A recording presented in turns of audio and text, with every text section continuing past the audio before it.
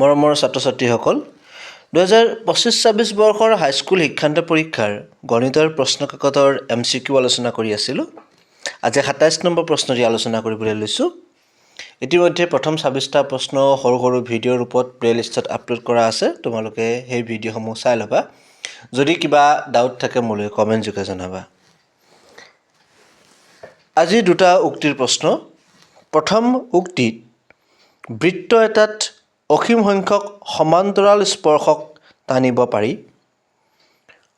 উক্তি বি, যদি ABCD চতুৰ্ভুজৰ বাহুকেইটাই এটা বৃত্তক স্পৰ্শ কৰে তেন্তে AB + CD = BC + AD হয়।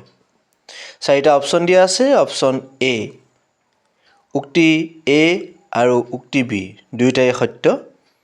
অপশ্যন বি, উক্তি এ সত্য, উক্তি বি অসত্য। অপশ্যন চি, উক্তি এ অসত্য আৰু বি সত্য। অপশ্যন ডি, এ আৰু বি দুয়োটাই অসত্য। এতিয়া কোনটো অপশ্যন শুদ্ধ হ'ব সেই বিষয়ে আলোচনা কৰোঁ। এই প্ৰশ্নটো তোমালোকৰ বৃত্ত পাঠৰ প্ৰশ্ন। প্ৰশ্নটি আলোচনা কৰাৰ আগত আমি জানিব লাগিব বৃত্তৰ স্পৰ্শক কি হয়। কাষৰ চিত্ৰটোলৈ মন কৰা।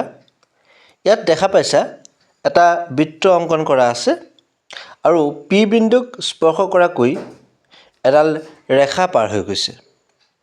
যদি এটা বৃত্তৰ যিকোনো এটা বিন্দুক স্পৰ্শ কৰি কোনো ৰেখা বা ৰশ্মি পাৰ হৈ যায়, সেই ৰেখা বা ৰশ্মিকে আমি স্পৰ্শক বুলি কওঁ। আৰু সেই যিটো বিন্দুক স্পৰ্শ কৰি স্পৰ্শকডাল আমি অংকন কৰোঁ সেই বিন্দুটোক স্পৰ্শ বিন্দু বুলি কয়। এতিয়া কথা হ'ল বৃত্তৰ পৰিধিত অসীম সংখ্যক বিন্দু থাকে আৰু সেই অসীম সংখ্যক বিন্দুত আমি অসীম সংখ্যক স্পৰ্শক আঁকিব পাৰোঁ। এতিয়া কথা হ'ল সেই প্ৰতিডাল স্পৰ্শকৰ দিশ বেলেগ বেলেগ হ'ব। গতিকে এডাল স্পৰ্শক যিটো দিশত থাকে তাৰ সমান্তৰালকৈ আমি অন্য এডাল স্পৰ্শক আঁকিব পাৰিম, অৰ্থাৎ এযোৰ সমান্তৰাল স্পৰ্শক আঁকিব পাৰিম। কিন্তু আমি কৈছোঁ যে অসীম সংখ্যক স্পৰ্শক আঁকিব পাৰিম। গতিকে যিমান স্পৰ্শক আঁকিব পাৰিম সিমানেই প্ৰতিডাল স্পৰ্শকৰ সমান্তৰাল একোডালকৈ আমি স্পৰ্শক আঁকিব পাৰিম। গতিকে অসীম সংখ্যক স্পৰ্শক আমি আঁকিব পাৰিম। গতিকে প্ৰথম উক্তিটো শুদ্ধ যে বৃত্ত এটাত অসীম সংখ্যক সমান্তৰাল স্পৰ্শক টানিব পাৰি। এবাৰ আমি দ্বিতীয় উক্তিলৈ যাওঁ। যদি ABCD চতুৰ্ভুজৰ বাহুকেইটাই এটা বৃত্তক স্পৰ্শ কৰে তেন্তে AB + CD = BC + AD হয়। কাষত থকা চিত্ৰটোলৈ মন কৰা। ইয়াত AB ৰেখাখণ্ডডালে P বিন্দুত স্পৰ্শ কৰিছে। BC ৰেখাখণ্ডডালে Q বিন্দুত স্পৰ্শ কৰিছে। CD ৰেখাখণ্ডডালে R বিন্দুত স্পৰ্শ কৰিছে আৰু AD ৰেখাখণ্ডডালে S বিন্দুত স্পৰ্শ কৰিছে। এতিয়া মূল অংকটোলৈ যাওঁ। এটা বৃত্তক স্পৰ্শ কৰাকৈ অঁকা ABCD চতুৰ্ভুজৰ AB, BC, CD আৰু AD বাহুৱে বৃত্তটোক ক্ৰমে P, Q, R আৰু S বিন্দুত স্পৰ্শ কৰিছে। আমি ইতিমধ্যে সেই কথাটো বুজি আহিছোঁ। এতিয়া AP সমান AS। AP আৰু AS কিয় সমান হয় বুজাই দিছোঁ। বৃত্তৰ কোনো এটা বহিঃবিন্দুৰ পৰা টনা স্পৰ্শকবিলাক সদায় সমান হয়। A এটা বহিঃবিন্দু, এই বিন্দুটোৰ পৰা AP এডাল স্পৰ্শক, AS এডাল স্পৰ্শক। গতিকে এটা বিন্দুৰ পৰা এটা বৃত্তলৈ টনা স্পৰ্শকবিলাক সদায় যিহেতু সমান হয়, সেই ক্ষেত্ৰত AP আৰু AS সমান হ'ল। ঠিক একেদৰে BP সমান BQ, CR সমান CQ আৰু DR সমান DS। এতিয়া আমি 1, 2, 3, 4 এই চাৰিওটা সমীকৰণ যোগ কৰিলে পাম AP plus B P plus C R plus D R is equal A S plus B Q plus C Q plus D S. এতিয়া এ পি আৰু বি পি এই দুই টুকুৰা ৰেখাখণ্ড যোগ কৰিলে আমি কি পাম? A B.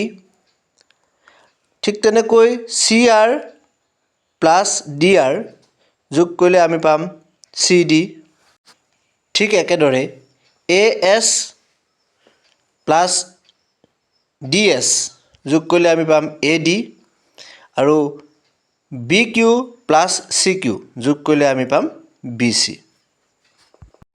গতিকে শেষত আমি পালোঁগৈ যে A B plus C D is equal A D plus B C হ'ব।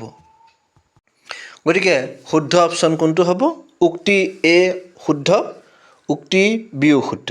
গতিকে এ আৰু বি উভয় সত্য, অপশ্যন এ হ'ব শুদ্ধ অপশ্যন। ছাত্ৰ ছাত্ৰীসকল, আশা কৰোঁ তোমালোকে এই প্ৰশ্নটোৰ উত্তৰ বুজি পাইছা আৰু কিদৰে সমাধান কৰিব লাগে সেয়াও বুজি পালা। আৰু যদি তোমালোকৰ কিবা ডাউট ৰৈ গৈছে তেন্তে মোলৈ কমেণ্ট যোগে জনাবা। তোমালোকৰ কাৰণে 28 নম্বৰ প্ৰশ্নটো মই আজিৰ হোমৱৰ্ক হিচাপে আগবঢ়াইছোঁ। যদি দুডাল ৰেখা সমান্তৰাল হয় আৰু এডাল ৰেখাৰ সমীকৰণ 2x - 3y = 5 হয়, তেন্তে তলৰ কোনটো আনডাল ৰেখাৰ সমীকৰণ হ'ব পাৰে? চাৰিটা অপশ্যন দিয়া আছে। 4x - 3y = 10, 4x - 6y = 15, 2x - 6y = 5 আৰু 4x + 6y = 15। এই 28 নম্বৰ প্ৰশ্নটোৰ একেধৰণৰ এটা প্ৰশ্ন আমি আগতে আলোচনা কৰি আহিছোঁ। তোমালোকে যদি ভিডিঅ'সমূহ কণ্টিনিউ চাই আছা তেন্তে এই প্ৰশ্নটো অনায়াসে সহজতে তোমালোকে কৰিব পাৰিবা। তোমালোকে প্ৰশ্নটো আজি ঘৰত যত্ন কৰা।